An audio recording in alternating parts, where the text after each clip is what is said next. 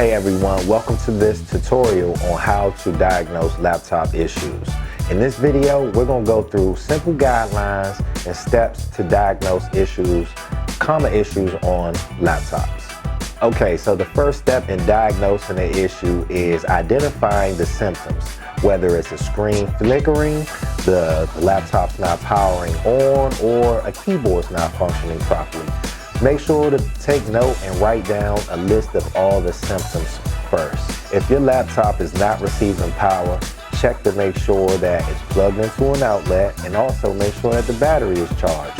If you're using a power adapter to check, then make sure that that adapter is working by checking it on another device. Many laptops have diagnostic tests that help you identify hardware issues.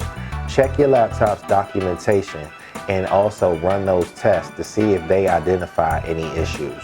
If the laptop screen is flickering or it's not displaying properly, check to see if any connections are loose.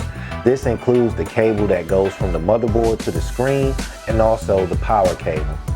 Now, if you find that the hardware is working properly and it's a software issue, check to see if your laptop has the latest drivers up to date. And you can do this by running a Windows update on your laptop. Now, if the laptop is behaving erratically, it's possible that it has been infected with malware.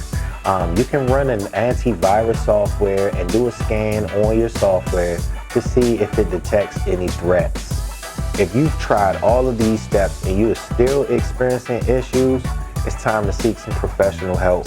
I recommend coming on down to DMV Computer Man. 714 Ritchie Road.